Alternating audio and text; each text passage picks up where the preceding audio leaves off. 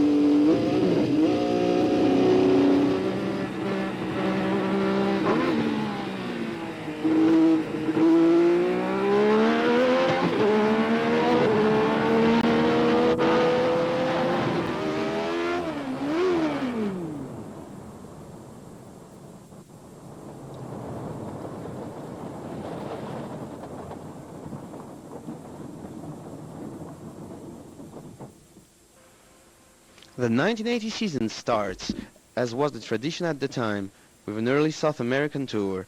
As early as the first fortnight in January, they set off in the direction of Buenos Aires for the Argentinian Grand Prix. And whichever way you looked at it, Formula One seemed to be in a hot spot.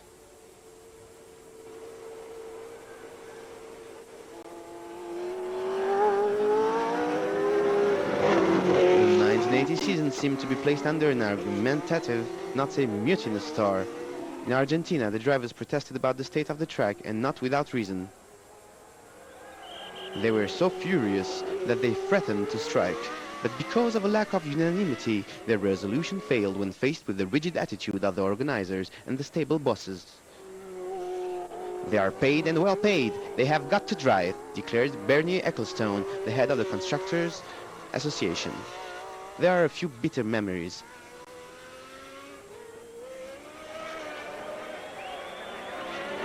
Two track exits, one pit stop. Despite that Alan Jones won it, no one had ever seen anything like it.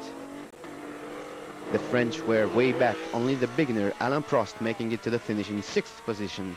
The young Nelson Piquet was second behind Jones, a foretaste of things to come. In Argentina, Formula One went off course. But 10 weeks later in Spain, it almost got lost altogether. A battle of force was taking place between the International Federation and the Constructors Association. In the balance was the real exercise of power. The smaller stables decided to organize the Grand Prix without official sanction. We are just sorting that out, just a few more minutes. But the big names all lined up in the opposite camp, and once again, through lack of unanimity, the revolt was to fail. Renault, in full agreement with Ferrari and Alfa Romeo, has decided not to take part in the warm-ups, which have no legal standing.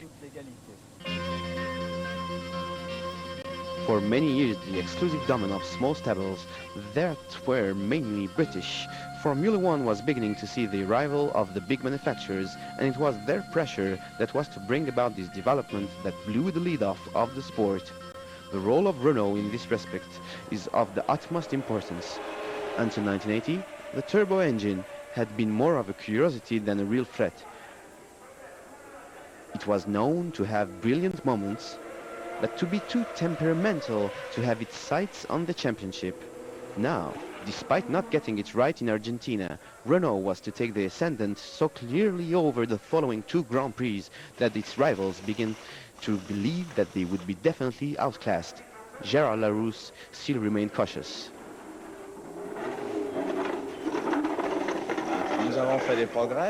We have made progress, but we do yet have the reliability of a team like Williams, for example.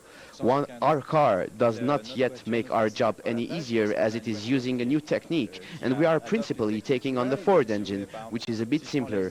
We are using an engine that has been specifically designed to race, and we have to deal with all the problems ourselves. De notre côté, nous utilisons un moteur qui est tout à fait spécifique et bien entendu nous essuyons nous-mêmes tous les problèmes. The warm-ups for the Brazilian Grand Prix were fought out in a carnival atmosphere under the watchful eyes of Bernard Hinault, the director of Renault cars. Jabouille dominated them. Villeneuve's Ferrari was up there between the Jabouille's yellow car and Pironi's blue one. But it was only a flash in the pan, and the only time during the season that a Ferrari was to stick its nose out. World champion in 1979, Ferrari was reduced to the part of bit player in 1980.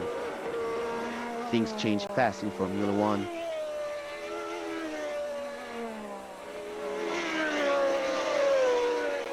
On the fast circuit at Interlagos, at 800 meters altitude, the Renaults were unbeatable on pure performance. Only the Ligiers were able to keep up with them thanks to their remarkable road holding. Jabouille was leading, but Laffite remained menacing until a minor ignition fault pulled him up. Third, Arnoux was fighting it out with De Angelis Lotus. But a little after halfway through the race, when the Renault double was in sight, Jabouille was the victim of a turbo breakdown, which meant that he had to abandon. Arnoux, though, had no problems and having worn down De Angelis' resistance, went on to the first Formula One win of his career.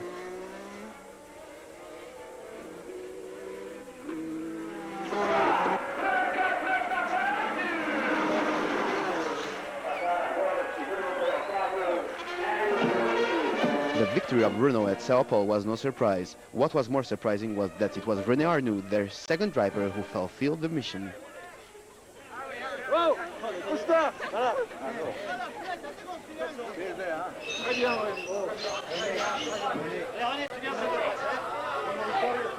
It is a great pleasure for me to have won, especially here, because it is a very difficult circuit. It is physically hard, very hard. I was afraid that I would not be able to keep the pressure up. Of course, well, I am very satisfied to have won the race, but also to have been able to keep up the pressure with no problems. When you overtook your teammate, Jean-Pierre Jabouille, what did you think? Well, honestly, I was really disappointed. On Thursday, we had big problems. We were 4 seconds behind the others, and Jean-Pierre found some excellent adjustments to make the car competitive. He really deserved to win, but that's racing. It is in the stable's interest to put 2 cars forward for the race, but Jean-Pierre's turn will come. The next Grand Prix was in South Africa, on a circuit that was even more favorable to the turbo. The fact is that at 1,800 meters altitude, atmospheric engines get a bit breathless, whilst the turbo is hardly affected by the lack of oxygen.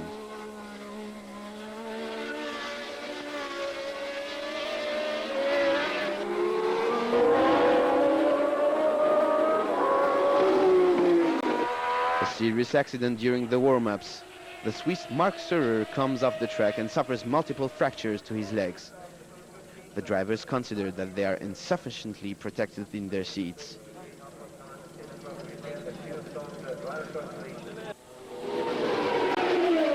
The Renaults, for their part, dominate the warm-ups, and there was never any doubt about the color of the front row.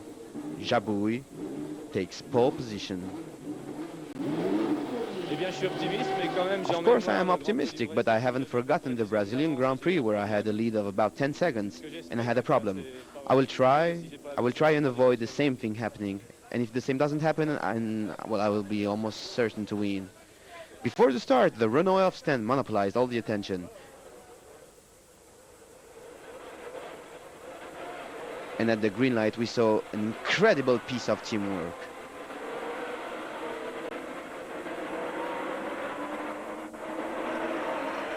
In the middle, between Jabouille and Jones, Arnoux leads the pack.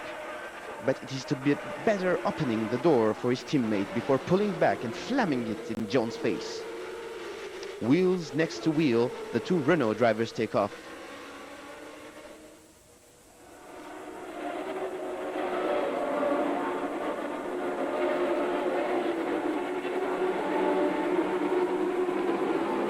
Very quickly, the gap in front of Lafitte and Jones gets bigger.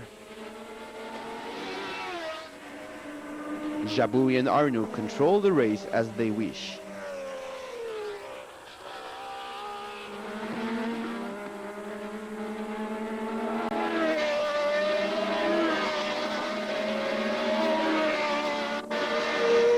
Three-quarters of the way through the race, it seems to be all over and the double seems certain. But Jabouille slows down and stops. Front tire punctured. Once again, luck is not with Jabouille and favors Arnoux. Behind Lafitte, Jones and Pironi are fighting out a tough duel for third place, with the Frenchman winning, but only just.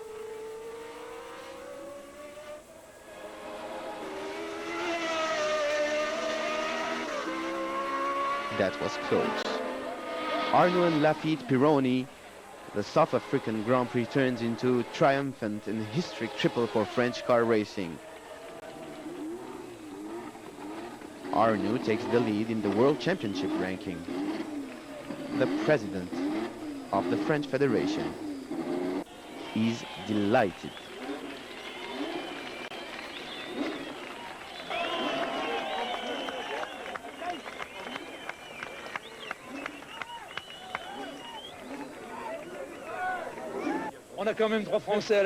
We have three Frenchmen in the lead, and at one moment there were four. Problem though, the situation gets tense at Renault, where Jabouille, the designated #1 driver, feels that his status is compromised by the success of his teammate. I was almost certain of winning here, but 20 laps from the finish, a puncture ruined my hopes. I hope to be able to catch up because this is only the third race of the season, but this is going to be a tough season for me. 18 points on the championship table, so how do you see the future now? I think that I'm going to have to continue to work very hard, because in Formula One you can never stop. We are going to start a much more difficult period for us, with Monaco, Jarama and Long Beach. But we have progressed on those circuits too. I don't think that we will be able to win, but mark a few points. Why not? But the situation on the ground is not necessarily a reflection of the forces present. For when Renault, for example, arrived at Long Beach for the West United States Grand Prix, one might have thought that they had in fact already used all their jokers. Renard, in any case, would remember the year of 1980, where he was able to catch a glimpse of winning the world title. Renault repeated in more or less the same way, the same scenario as Ligier the year before, by doing really well at the start and then keeping the maddest dreams running. Was the state company going to succeed this time where Ligier had failed? In 1980, it was only my second year at that level of competition. Maybe I didn't dare to say things as it should be. I should have said, maybe we have some problems and it's not the first time. Let's try to eradicate those problems. But, well, in fact, I don't have real regrets because it was like that. I was in a better position than Jabouille. And it was not so easy inside the team because Jean-Pierre was the leader. Well, motor racing, it's not like, tennis or where the players have the same balls or the same shoes. We can have some failures and we always have to analyze it and work. At the beginning, I was a mechanic, In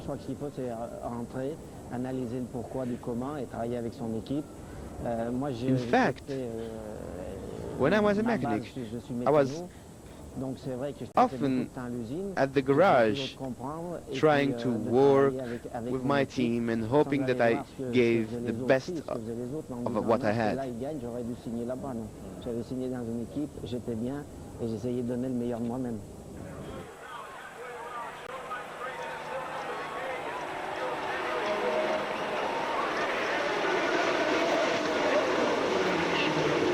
Nelson Piquet took pole position in the Long Beach Grand Prix. He was the only driver to use hard rubber wheels, which normally have a lower performance. In fact, his choice proved correct and the Brazilian went on to his first Grand Prix success. Although Ricardo Zunino's Brabham had already had to retire, Piquet's fairly flew along the Californian streets with, and this was a surprise, not only the Renaults holding on well, but so were the Alfa Romeos driven by Patrick Depailler and Bruno Giacomelli. During this Grand Prix, there was a serious accident. Clay Regazzoni, who had given the Williams team its first Grand Prix victory the year before and who was now driving for Ensign, suddenly found himself without brakes right in the middle of the straight. The force of the shock against the wall was terrible and Regazzoni was lifted clear with a cervical lesion that was to leave him permanently paralyzed. Victory was Piquet's in any case at Long Beach, and as a result he came level with René Arnoux at the head of the championship table. That year, without counting the Spanish Grand Prix where the result was declared null, there were only 14 Grand Prix on the program and only the 5 best results from each half of the season were taken into account. So it was important to mark points efficiently and regularly. At the same moment, Piquet was the only person alongside Pironi to have marked points 3 times in the 4 Grand Prix that had already taken place. We find the same Pironi at Zolder for the first European Grand Prix which took place in Belgium, a Grand Prix that marked the entry into the rule book of new rule concerning tires. On Goodyear's initiative, qualification tires were banned, all competitors had to use the same tires for the warm-ups and for the race itself, but the system did not last because Michelin rejected it after Monaco. Ligier still thought that they could do it and the team showed promising regularity for the rest of the season. The JS11 from 1979 was renamed the JS11-15 and was the subject of a series of modifications that were essentially aerodynamic. Alongside Jacques Lafitte, Didier Pironi replaced Patrick Depailler and Jackie Ickx. Pironi was a hungry young wolf who was very determined, solid and with a lot of stamina and whose first Grand Prix win, as was the case for Arnoux and Piquet, took its time in coming. Alan Jones took pole position, but right from the start Pironi managed to surprise him. He has just done the most difficult bit.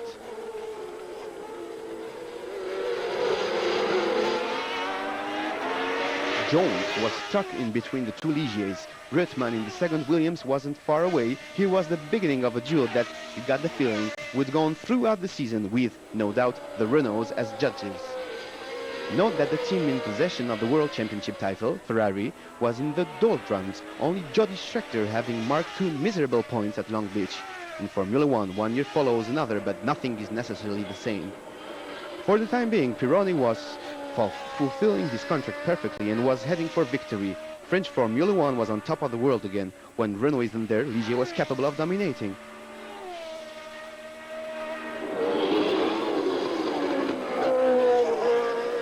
The gaps were increasing and everyone was hanging on to their position. Pironi, Jones, Lafitte.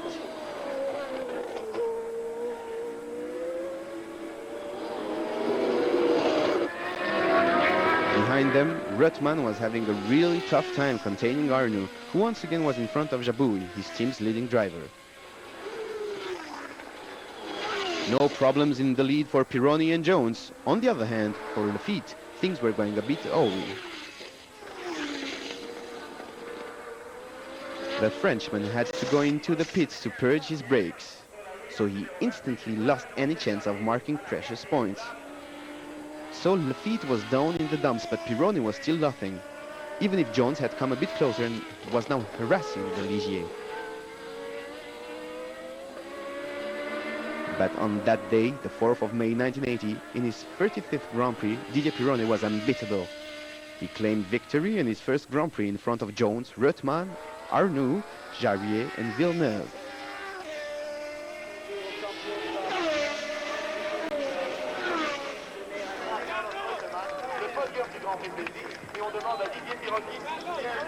Was this that famous clique so often talked about in Formula 1?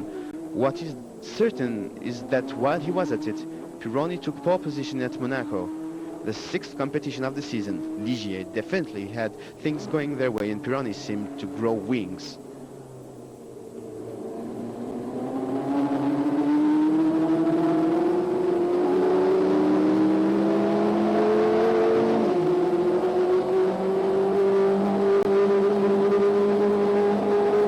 Arnoux, for his part, was still leader of the championship. In short, all was going well for the French forces that were getting ready to take on the most prestigious Grand Prix of the year. but they needed to keep their eyes on those devils from Williams, with like Reutemann and Jones were to take the second and third times in the warms-up.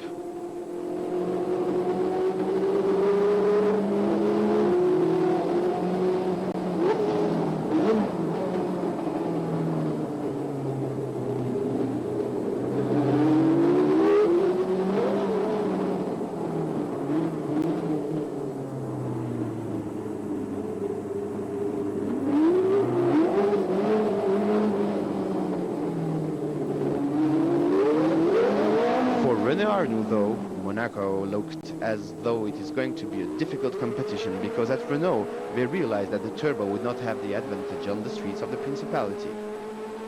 Arnoux found himself in the two backlines along with Jody Scheckter, Emerson Fittipaldi and Mario Andretti, so nothing less than the leader of the championship and three previous world champions. Motorsport sometimes seems ungrateful.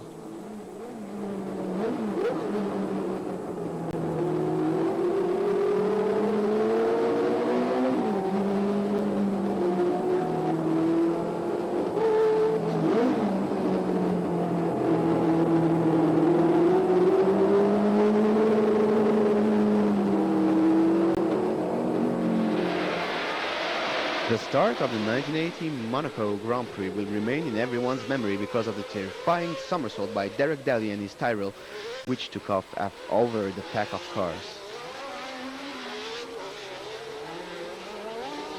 At least 4 drivers were taken out of the running, including Prost and Jarier.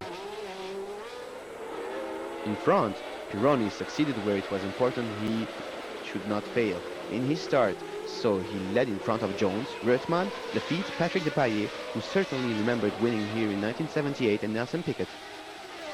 So the 2 Ligiers and the 2 Williams were out in front as they were in Belgium a fortnight before.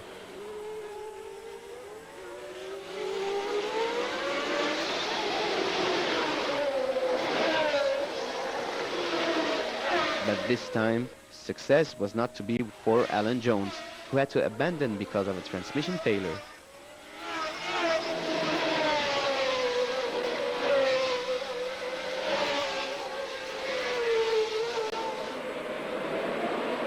For Pironi, appearances were misleading.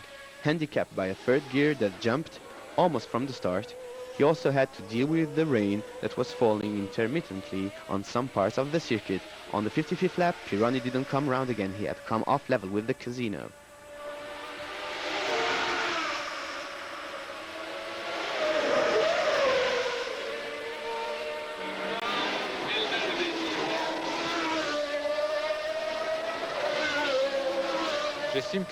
I think that I could have avoided what happened and won the Grand Prix.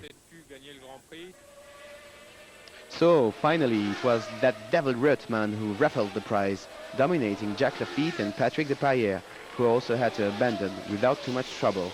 At Ligier, they were obviously shaken. You know, when you give 100% throughout the whole race, you might have a tiny lack of concentration which can lead to a small error, and that small mistake can have big repercussions.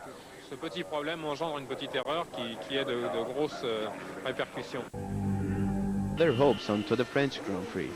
Fought out on the Paul Ricard circuit, Guy Ligier used the occasion to make an agreement with Peugeot for partnership with Talbot from 1981 official. Maybe galvanized by this promise for the future, Jacques Laffite took pole position at Le Castellet.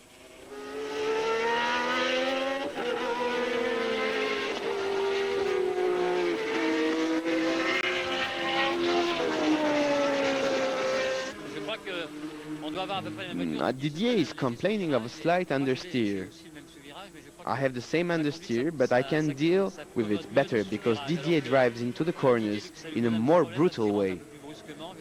Anyway, if someone at Ligier is going to win, it will be me. Laffite was pretty optimistic, but didn't need to be superstitious to guess that it would not be that easy. The day before at Ligier, they had come across an apparently insoluble petrol leak. So Laffite might well be at the front with his car. He had also got to deal with excessive wear on his tires. Pironi, who was behind, had given way to Jones.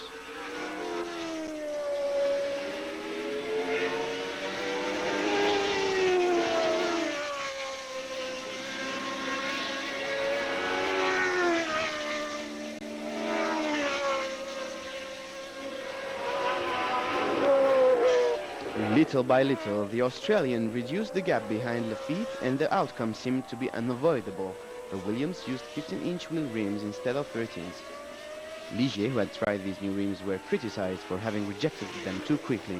20 laps before the finish, Jones managed it and got past and headed for his second victory of the year, and as a result took the lead in the championship. The first half of the season was coming too close, and the numbers didn't lie. Jones led with 28 points, in front of Piquet with 25, then Pironi and Arnoux level on 23. Laffite had only got a total of 16 points, so he would have to work hard to make up for lost time in the second half of the season, which started at Brands Hatch with the British Grand Prix. At Ligier, they used the 15-inch wheel rims this time, and the result could not be denied. The two French cars outclassed all their competitors and took the front row. The happiest person of all was the boss, of course, who, what's more, was celebrating his 50th birthday.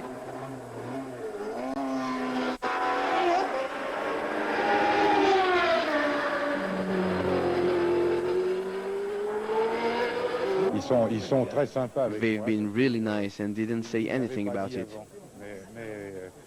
But I have to say that they've given me a lovely present. Front row for the British Grand Prix that's half a century gone the right way. Unfortunately for Guy Ligier, the story does not continue in the same vein. Just as they dominated the warm-ups, so they were disappointing in the race, and it was all the fault of those infamous wheel rims. The problem was that these new elements incorporated into the mechanics could not take the weights transmitted by the supports and deformed. Pironi and Laffite may well have dominated the early part of the race, but they were only putting off the inevitable. Behind them, Jones and Piquet only had to wait for the right moment.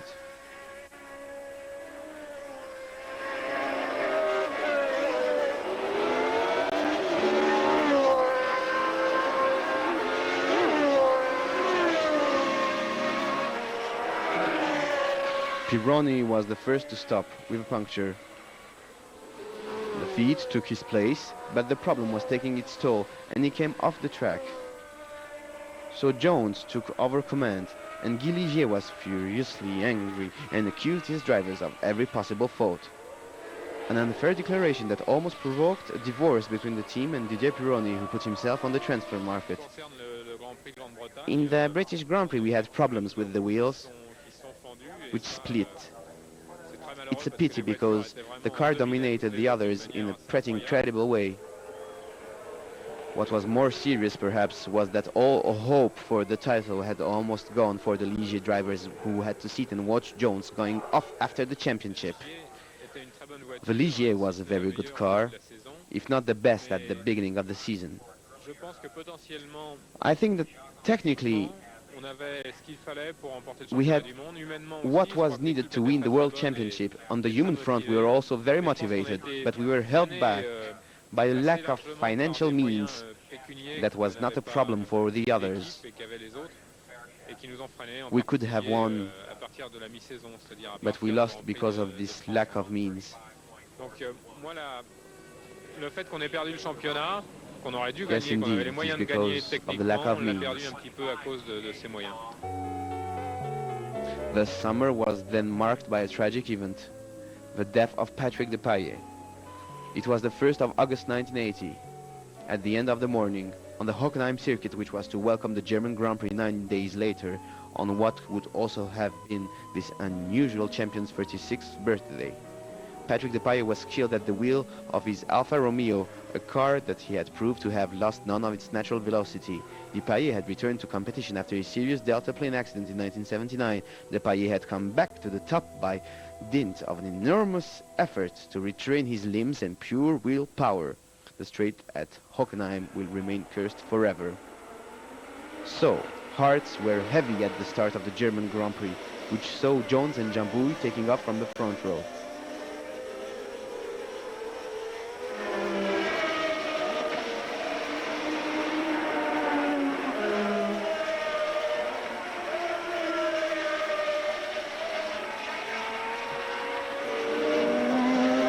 On this ultra-fast circuit, Renault was expected to come back to the forefront and Ligier returned to join the rest.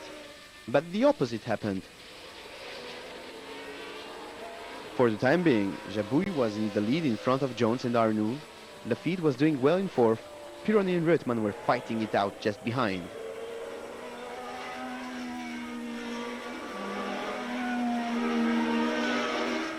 The first surprise was Pironi abandoning on the 18th lap with a broken wheel support, which didn't bode well for Lafitte, who was making the most of an extraordinary coincidence that saw the two Renaults abandon at the same time and for the same reason.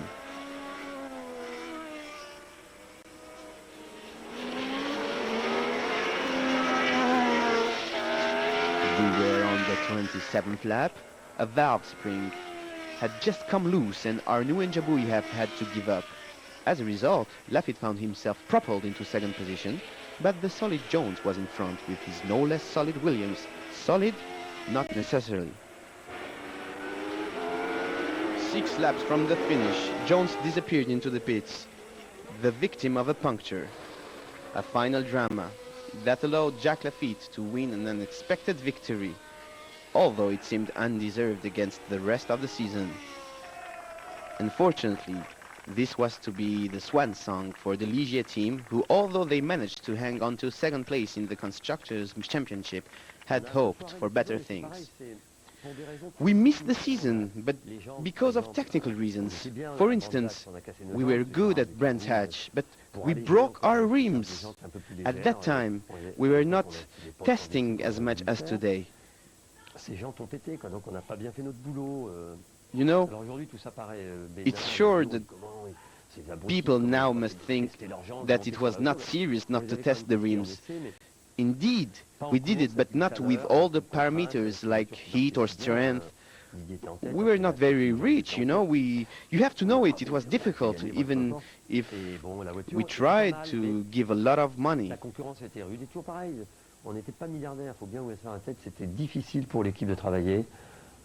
Financièrement, c'est dur. Guy donnait beaucoup d'argent en début de saison pour faire des voitures. On préparait tout, puis à un moment donné, le robinet se resserrait un tout petit peu. At Renault, the 1980 championship finishes rather paradoxically too, with some fireworks, but in the shape of a rather desperate final fling. It took place in Austria, on the fastest circuit of the season, where Jabouille had every intention of doing what he had set out to do since the break between the 1979 and 1980 season, even if he was taken to be a dreamer. For me, in 1980, after the 1979 season, and with a terrific car, I was sure that I would become world champion. No problems indeed for the Renault boys at Zeltweg.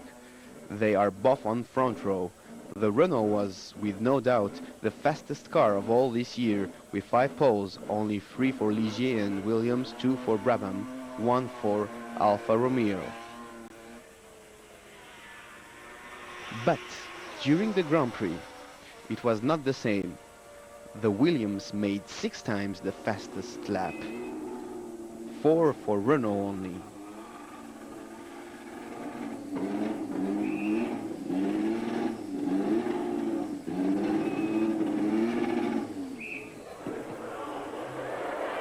At the stand, Alan Jones and Didier Pironi take the lead. But it won't last for the Williams driver.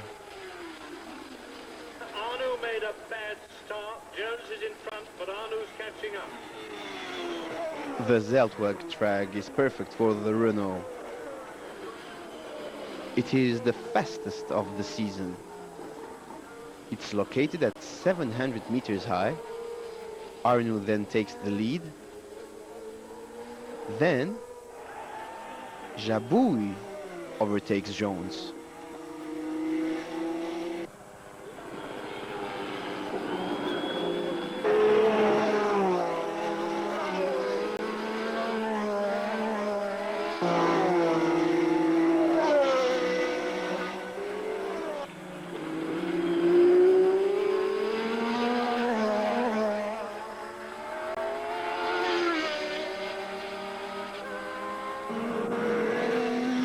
The Renault are flying. Jabouille seems faster than Arnoux. But Arnoux is now the leader of the team, and if he wins, he can still be world champion.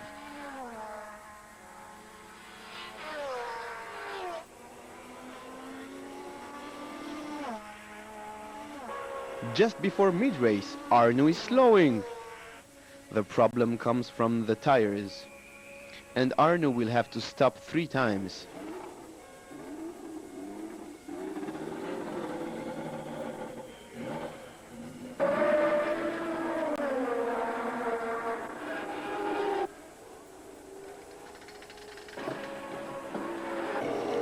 For the glory, Arnoux will do the fastest lap, but too late.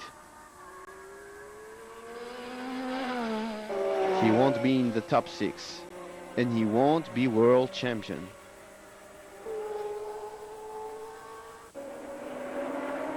Jabouille is leading, but will he win? His tires are supposed to be less resistant than for Arnoux.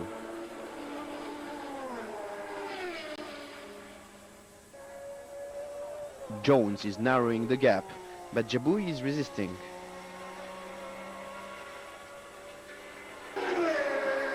Finally, Jabouille wins, but what a suspense at the end.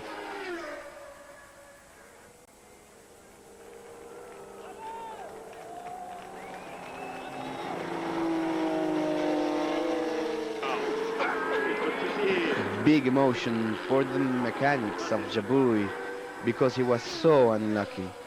15 retirements since his victory at the French GP in 1979.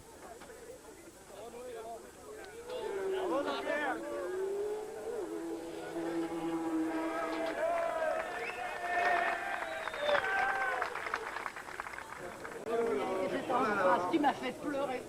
Je me suis dit, pourvu qu'il tienne. C'était dur, hein. Très très dur, bravo.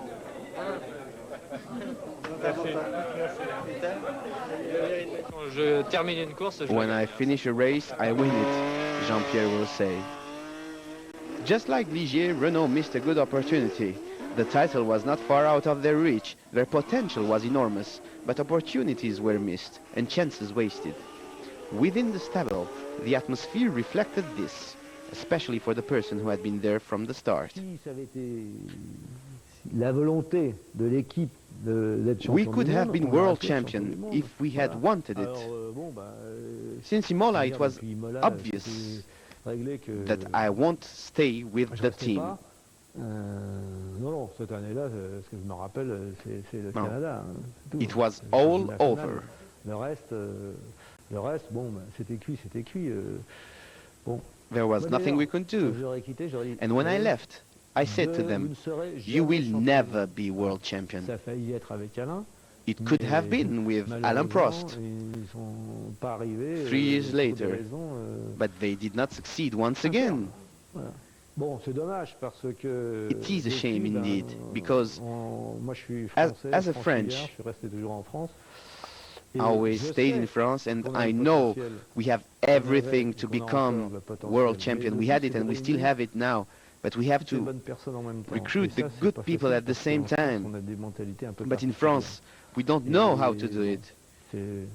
On croit que In France, it's en France, more c'est plus sur le copinage que friendship sur la than performance, voilà. Le competency. jour où on aura compris que avant tout, si on veut réussir, Even if évidemment, one difficile, guy c'est même si is le mec, il not a une sale gueule, good et que looking or is il est difficult pas- c'est un to work gaillard et with, tout ça, mais s'il est you know, performant, only on his le prend. Et on competency travaille should avec count. des gens performants, pas Only working with simplement people avec who des are moutons et good du at their copinage. job, Voilà.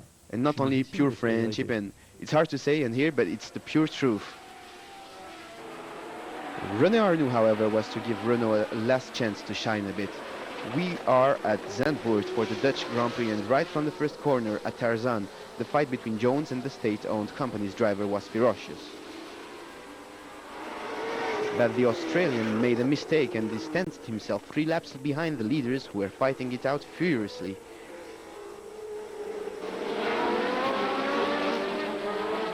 There was a group of 6 cars all driving wheels in wheel, and to watch them takes your breath away. A pity for Pironi and Elio De Angelis. The Ligier and the Lotus got caught up together. At the front, Lafitte was now the leader in front of Arnoux, Jabouille and Villeneuve, who had never been so much part of the party since the start of the season. Pironi and the Angelis didn't miss a trick in this exciting race, which saw Nelson Piquet coming closer and closer to the two men at the front.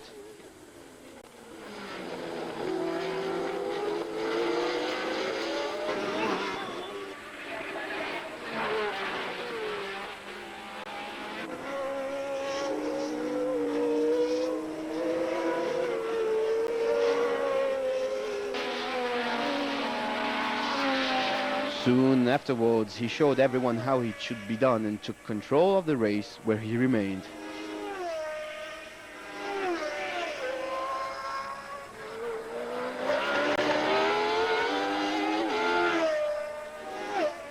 Piquet drove on to victory, his first since the West United States Grand Prix at Long Beach.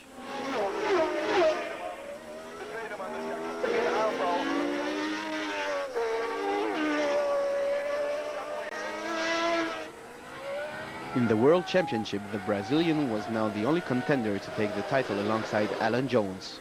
He was only 2 points behind, so it was not yet in the bag for Jones, who had shown himself to be sensitive to pressure. Piquet, with his Brabham, had the lightest car in the field, which, according to several specialists, was the most efficient of them all. I have always said that the best car at the moment, the best made, the best designed and the most efficient is the Brabham. Others agree with me, probably.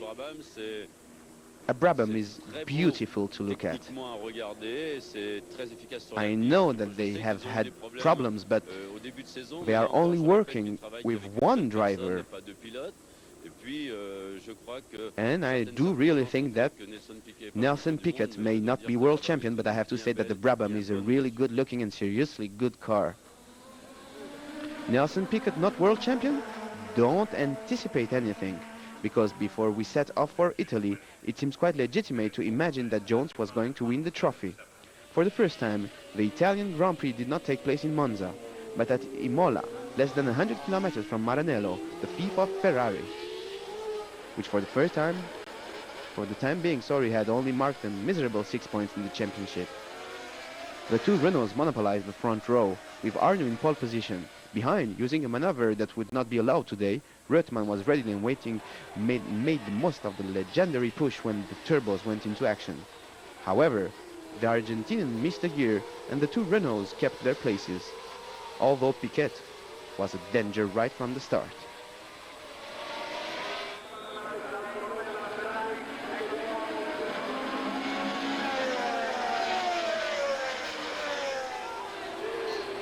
To begin with, the duel opposed the two French drivers. Jabouille managed to get into first place. Soon Piquet overtook Arnoux. And then he set off for battle behind Jabouille. Behind them, a fiery battle between Villeneuve and Giacomelli. Ferrari against Alfa Romeo, all very symbolic.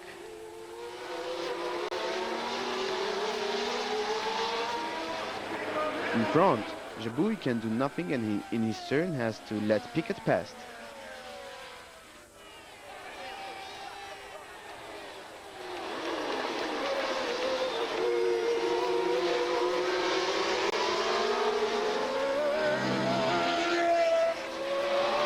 But soon the action was also taking place on the verges, with, for example, this touch by Vittorio Brambilla in the second Alfa Romeo.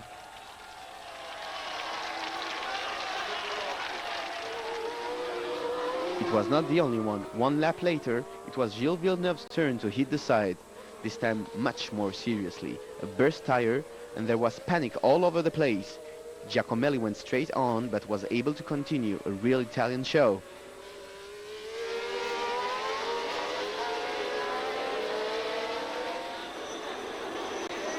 Piquet now has the race won. He held Jabouille and Arnoux respectfully behind. But Jabouille had to retire yet again. Oil leak. In the end, Jean-Pierre only marked the 9 points from his victory in Zertweg during the season, just as he had only marked the 9 points of his victory at Dijon in 1979.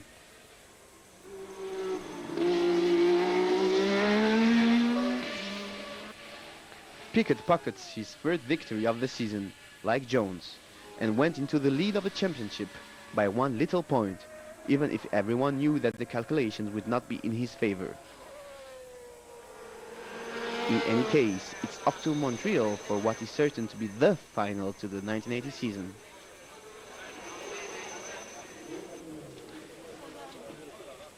This is how, just before the Canadian Grand Prix, the second to last race of the season, Jones felt haunted by the ghost of failure. How do you take the pressure? Well, it varies. Some days I don't think about it and I'm quite relaxed, and other days I get a little bit twitchy, but not too bad, I don't think. Could be worse. Alan Jones, who everyone thought they knew, a calm Australian, a solid driver. And here we discovered that he was anxious and more vulnerable than anyone guessed. How would you describe your character? Well, I don't really know. I suppose I think other people are probably better at describing other people's character than the people themselves. Yeah, but what would you say? What would be its best feature in your? I don't know. It'd be easier to tell you my worst features, I think. Well, why not? Yes, of course. Well, I'm fairly moody. My moods change a lot, you know. I'm sort of up and down a bit. But normally I like to think that I'm reasonably well-mannered and that I like to try and speak to anybody that, you know, that wants to speak to me. Does that affect your driving? Sometimes it does, yes. There are certain days when I feel very confident, very happy, and I inevitably drive much better. Other days when I'm down a little bit and feeling a bit depressed, I don't drive as well. I think that's the same with everybody, though. At the start of the Grand Prix, Jones and Piquet set off side by side, but the two of them were so tight that it caused an enormous pileup behind them, in which, by some miracle, no one was injured. At the restart, Pironi took the advantage to begin with, but he had jumped the light and would be penalized by 1 minute. Jones took the advantage first,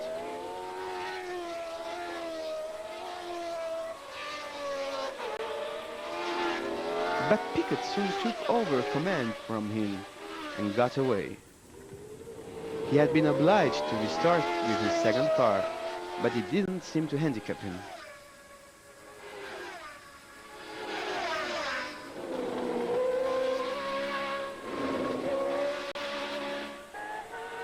But the Piquet's irresistible advance was about to be stopped. His engine let him down.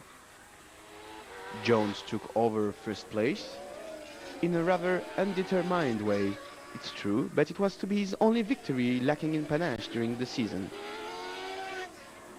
If Jones could win the race, the title was his. Nothing could threaten him, not even Pironi, even if it didn't look that way. Jones let him pass because he had been informed by his stand about the penalty imposed on the Frenchman. All he had to do was make it to the finish, and he could count on the reliability of his car, which was not the least of its qualities.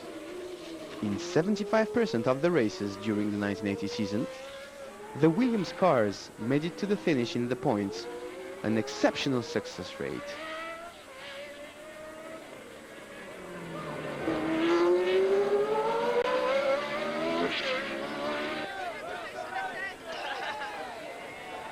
On the podium, Jones couldn't open his bottle of champagne because the Arab sleeping partner in the stable forbade him to do so.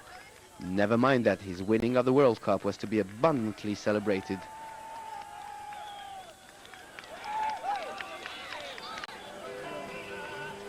The last Grand Prix of the season, fought out at Watkins Glen in America, had nothing at stake and little interest.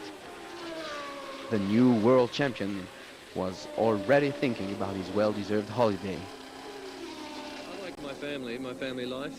I like in between races just to go and be a normal family man, and I like to do a little bit of business when I can. How do you select your friends? I don't think you can select friends. I think you cultivate friends. I think that you meet people and then you know if you're going to strike a friendship with them or not, and you can tell whether it's going in the right direction. It's something that happens. In any case, Alan Jones has deep affection for his employer, Frank Williams, whose passion and professionalism he appreciates. Your fellow drivers. No, I don't really. I haven't got any close friends as such, no. The relationship between Jones and Reutemann have always been correct, almost warm. Since you are racing for the title, do you think you became a different man or a different character at least? Maybe unintentionally ruder towards the press, a little bit maybe, because I've had more pressure on me by them, whereas it was easy to be nice to everybody. Now it's not so easy to be nice to everybody because I have more people wanting to speak to me, and I can't speak to everybody all the time, so sometimes I have to say no to some people. But apart from that, really not much different, I don't think. Jones also owed the title to the work of the whole team. And yet, I believe a good racing driver has to be selfish. Well, I think so. I think he has to be selfish and a little bit egotistical. Yeah, I think so. selfish, Jones? No doubt. But indeed not miserly in his efforts. As soon as the start was given, though, he braked too hard, came off the track and came back in 19th place, in the lead. Surprise, surprise! We find the Alfa Romeo that is in constant progression, with Bruno Giacomelli who was increasing his lead. Jones, meanwhile, was fighting as tough and as though his title still depended on it.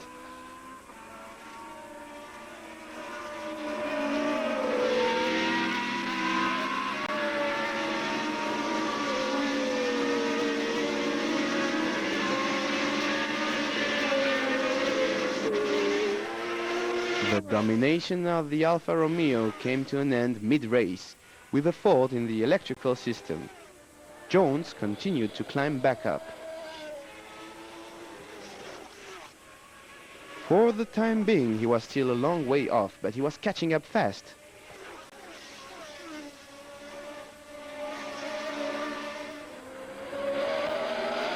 He made one mouthful of Pironi and Reutemann.